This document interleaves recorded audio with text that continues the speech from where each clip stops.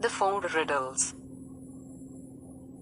An emperor of the olden days in India once sent a messenger to one of his tributary rajas, Prithu by name, to ask him 4 questions. These were: can there be poison in nectar? Can there be nectar in poison? Can there be a dog in human shape? Is it possible for a donkey to rule a kingdom? On the answering a right of these questions depended the tributary Raja's life, for the emperor's order was that, in case of failure, the Raja should forfeit his head. The time granted to him for returning an answer was 3 months, and the first 2 months the Raja spent in fruitless endeavors to solve the riddles. The nearer the termination of a prescribed period approached, the greater grew his anxiety and dread. At length he wrote the questions in big letters on a large sheet of paper, and tied it round the neck of a fast-going steed, with orders that he should be made to run throughout the whole Raj, and that if anybody on reading the paper could answer the questions he should be immediately brought to the court with promises of very rich rewards. The plan the Raja had devised promised success, for within a short time there appeared before him a man named Golami who said that he knew the answers, but he would not give them save in the presence of the emperor himself. Failing to solve the riddle himself, the Raja was forced to send for him to the imperial court. Golami further demanded a very large sum of money and the choicest jewels of great value, in order to bring the matter to a happy issue, and, being furnished with all that he desired, he started on his journey, which he accomplished in about a fortnight. He then hired one of the grandest houses in the emperor's capital, kept a mistress, and ingratiating himself with the smartest and most fashionable characters here, opened his doors wide to all comers. Pleasure succeeded pleasure, entertainments of all kinds were given on the grandest scale, and alms and loans generously distributed, so that Golami soon became one of the most popular men in the city. Spending a week in this way, he one day called his friends to him, and said that he desired to marry, and that he depended upon their selection. They said that there was a bride, in every way worthy of him, who, however, would not in consequence of a vow listen to the proposal, except upon the receipt of 25,000 rupees in advance. Golami at once loosened his purse strings, and handed over the sum, not a pice of which, however, found its way into the girl's hands, the entire sum being divided among his false friends. 2.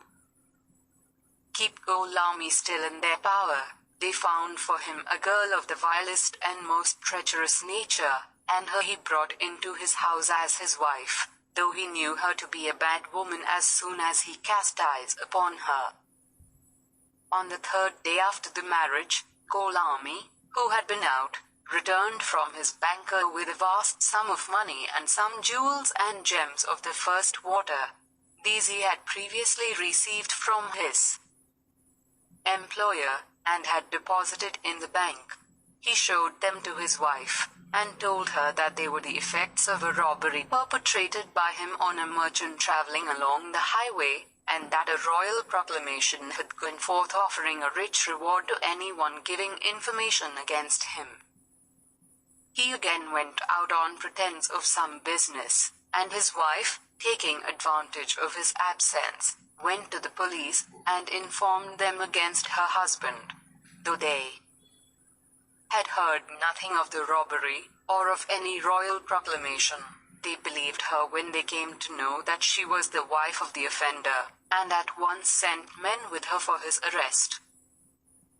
They found him at home waiting for the police, and they at once laid hold of him, and took him to the emperor, who, instead of leaving the judgment of capital offences, of which highway robbery was one, in the hands of the judges appointed by him, took cognizance of them himself, and, after a mere formal trial, Gholami was sentenced to death, and sent to prison to wait there till the moment of execution. The fact was noised abroad, and the prisoner's former mistress, hearing of it, hastened to him and comforted him. She engaged counsel to defend her lover with all the money she had, and Malthus to offer prayers for him. Not content with these services, she volunteered to remain in prison with him, if thereby she could in any way cheer him up. Gholami sent message after message to his friends, but they neither came to see him, nor sent a word of recognition. They had become his wife's lovers, and with her they merrily talked over his troubles. At length the day of execution dawned. It happened also to be the last day of the 3 months allowed for the solution of the question sent to Raja Prithu, on which Gholami was led in chains to the place where he was to be executed. There was a large crowd of spectators, in the midst of whom were his false wife and friends. The poor mistress, whose heart was breaking at the sad prospect before him, was waiting in a corner, with swimming eyes raised to the face of him whom she loved more than life. The block of wood, on which his head was to be placed before the falling of the fatal axe, was ready, and the emperor arrived to give the final command. But that command was not to be given, for the man under sentence of death cried out that he had a word for the ears of the emperor, to whom it was of paramount importance. Being told to speak his thoughts, he said that they must be whispered in the emperor's ears, so that others might not hear them. The emperor, fearing some foul play, would not at first allow the near approach of him whom he had sentenced to death, but he was at length prevailed upon by the prime minister to do so. Gholami, led close up to him, with his hands pinioned and his legs bound, brought his face near to the emperor's ears and whispered, "I am no breaker of the law. I am as innocent as your majesty. I was commissioned to answer the 4 questions you sent for solution to Raja Prithu. Will you permit me to give you the answers privately in your ear, or publicly so that your subjects may know them?" The emperor, thinking that, if there was truth in what the man said, he had wronged him grievously, and that therefore it would be just to exonerate and even to reward him in public, bade Gholami give the answers aloud. Thereupon the latter cried out, "Reverend sire, here are the solutions of your questions. The answers I have found in my experiences here. As to the first question, can there be poison in nectar? Look at that ugly creature, superficially so attractive, waiting there to see me die. She is my wife, and instead of the nectar which I expected to find in her, I have found poison. To try her I gave out that I had committed a robbery, and thus made myself liable to be punished with death, and no sooner had she heard me than she sped to the police to denounce me. With regard to the second question, I have found nectar in a vessel of poison. That woman there, of evil repute, whose heart is supposed to contain poison, has been to me like life-giving nectar. She has done for me a service as great even as that which a dutiful wife could have done. As to the third question, my false friends, there are dogs in human form.